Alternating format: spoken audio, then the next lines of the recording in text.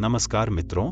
मित्र आप सभी को भाई बहन के अटूट प्यार और विश्वास के त्योहार रक्षाबंधन की हार्दिक शुभकामनाएं। जैसा कि हम सभी जानते हैं, सावन का महीना भगवान शिव जी की भक्ति का महीना माना जाता है।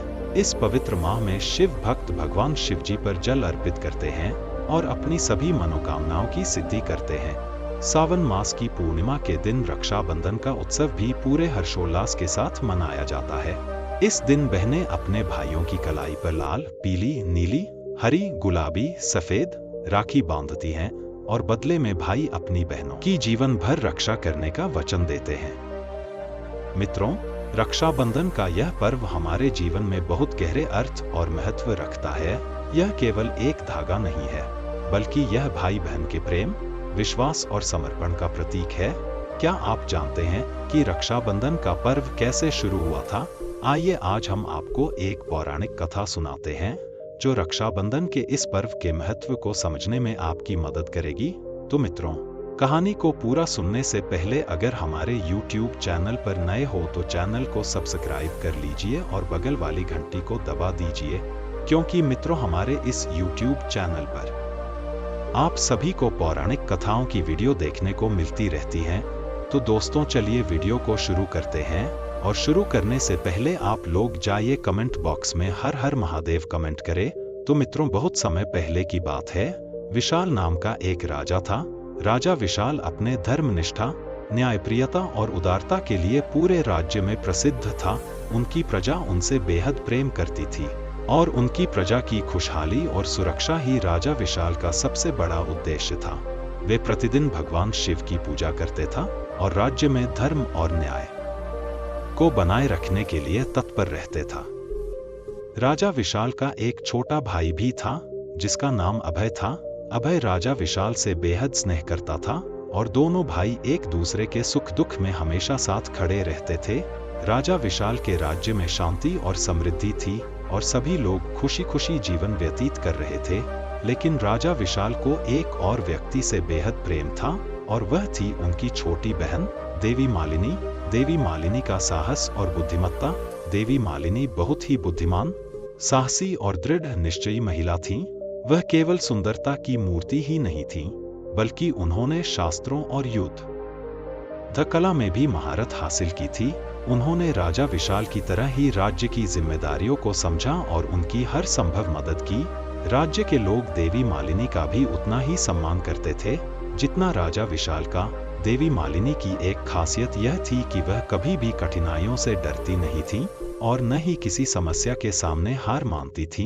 एक दिन देवी मालिनी ने राजा विशाल से कहा, भैया, मुझे एक महत्वपूर्ण कार्य के लिए यात्रा पर जाना है, लेकिन इस यात्रा में मुझे आपके रक्षा का वचन चाहिए। राजा विशाल ने अपनी बहन की ओर देखा और कहा, मालिनी, तुम मेरी बहन हो, मैं तुम्हारी हर संभव तरीके से रक्षा करूंगा, चाहे कोई भी संकट क्यों न आ जाए। इस वचन के बाद देवी मालिनी ने अपनी यात्रा शुरू की। भैरव राक्षस का उदय और राज्य पर संकट। कुछ समय बाद एक भयानक संकट राजा विशाल के राज्य पर मंडराने लगा। एक शक्तिशाली राक्षस जिसका नाम भैरव था, वह भगवान शिव से वरदान प्राप्त कर चुका था। भैरव ने कठोर तपस्या करके भगवान शिव से यह वरदान प्राप्त किया था कि वह अजेय हो जाएगा। अब भैरव ने उस वरदान का दुरुपयोग करते हुए पृथ्वी पर आतंक फैलाना शुरू कर दिया। उसने कई राज्यों को अपने अधीन कर लिया था और अब उसकी नजर राजा विशाल के समृद्ध राज्य पर थी। राजा विशाल को इस खतरे की भनक लगी और उन्होंने तुरंत अपनी सेना को तैयार करने का आदेश दिया। राजा विशाल के पास एक वीर सेना थी, लेकिन भैरव की शक्ति के आगे वह असहाय महसूस कर रहे थे। भैरव ने राजा विशाल के राज्य पर आक्रमण करने की योजना बनाई और उसने अपने दुष्ट सहयोगियों को इस कार्य में मदद करने के लिए बुलाया। राजा विशाल ने अपनी सेना को संगठित किया और युद्ध की तैयारियां शुरू कर दी, लेकिन भैरव की शक्ति इतनी प्रबल थी कि वह राजा विशाल की सेना को हराने में सफल हो गया। राजा विशाल अपने राज्य और प्रजा की रक्षा के लिए चिंतित हो गए। उन्हें समझ नहीं आ रहा था कि इस संकट का सामना कैसे किया जाए। देवी मालिनी की वापसी और योजना। उसी समय देवी मालिनी अपनी यात्रा से वापस लौटी। उन्होंने राज्य की स्थिति को देखा और तुरंत राजा विशाल से मिली।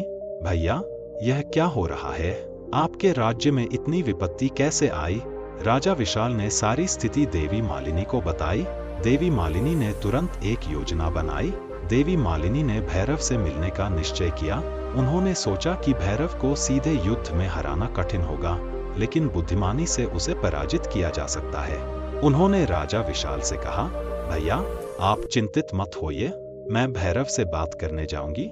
भैरव और देवी मालिनी का सामना। देवी मालिनी ने भैरव के सामने पहुंचकर उससे मिलने का आग्रह किया। भैरव, जो अपनी शक्ति और वरदान से बहुत अहंकारी हो गया था, उसने देवी मालिनी का स्वागत किया और कहा, क्या चाहती हो देवी? क्या तुम अपने राज्य की सुरक्षा के लिए मुझसे प्रार्थना करने आई हो? देवी मालिनी ने विनम्रता से उत्तर दिया, हे भैरव, मैं आपके साहस और शक्ति की प्रशंसा करती हूँ, लेकिन आज मैं आपसे एक छोटी सी विनती करने आई हूँ। भैरव ने उत्सुकता से पूछा, क्या विनती है देवी?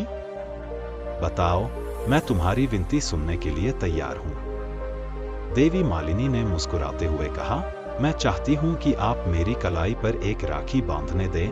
यह राखी केवल एक धागा नहीं है, बल्कि यह एक वचन है कि आप मेरी रक्षा करेंगे। भैरव, जो पहले से ही अपनी शक्ति और वरदान के कारण आत्मविश्वास में था, उसने यह प्रस्ताव स्वीकार कर लिया। उसने सोचा कि एक छोटी सी राखी बांधने में क्या हानि हो सकती है। जैसे ही देवी मालिनी ने उसकी कलाई पर राखी बांधी, भैरव ने उनकी रक्षा का वचन दे दिया। भैरव की हार और राज्य की सुरक्षा। राखी बंधने के बाद भैरव को अचानक अपनी शक्ति कमजोर महसूस होने लगी। देवी मालिनी की बुद्धिमानी और साहस ने भैरव के अहंकार को चकनाचूर कर दिया था। वह समझ गया कि उसने एक गंभीर गलती की है। भैरव ने राजा विशाल के राज्य पर हमला करने का विचार छोड़ दिया और वापस चला गया। देवी मालिनी ने अपने भाई राजा विशाल और राज्य की प्रजा को भैरव से सुरक्षित कर लिया। राजा विशाल अपनी बहन की बुद्धिमानी और साहस पर गर्व महसूस करने लगे। उन्होंने अपनी बहन को धन्यवाद दिया और कहा, मालिनी, तुमने हमारी रक्षा की है। तुम्हारे बिना हम इस संकट से बाहर नहीं निकल सकते थे। रक्षाबंधन का महत्व और उत्सव। उस दिन श्रावण मास की पूर्णिमा थी और तभी से रक्षाबंधन का पर्व मनाया जाने लगा। इस पर्व ने भाई बहन के बीच के अटूट प्रेम, विश्वास और समर्पण को एक विशेष महत्व दिया। राजा विशाल ने इस पर्व को पूरे राज्य में धूमधाम से मनाने का आदेश दिया।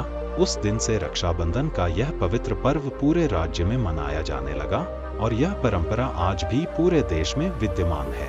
भाई बहन का यह प्रेम और सुरक्षा का बंधन सदियों से हमारे समाज का एक महत्वपूर्ण हिस्सा बन गया है। प्रिय मित्रों, इस पौराणिक कथा से हमें यह सीख मिलती है कि रक्षाबंधन का पर्व केवल एक धागा नहीं है, बल्कि यह भाई बहन के बीच के अटूट प्रेम, विश्वास और समर्पण का प्रतीक है। यह हमें यह भी सिखाता है कि संकट के समय में भी धैर्य और बुद्धिमानी से काम लेना चाहिए। तो प्रिय मित्रों, अगर आप लोगों को यह कहानी पसंद आई हो तो वीडियो को लाइक कीजिए और चैनल को सब्सक्राइब कीजिए। और इसी तरह की पौराणिक कथाओं को सुनने के लिए हमारे पेज को फॉलो कर लीजिए। और प्रिय मित्रों, आप लोग हमारे कमेंट बॉक्स में जाकर वहां पर हर हर महादेव कमेंट जरूर करें। धन्यवाद।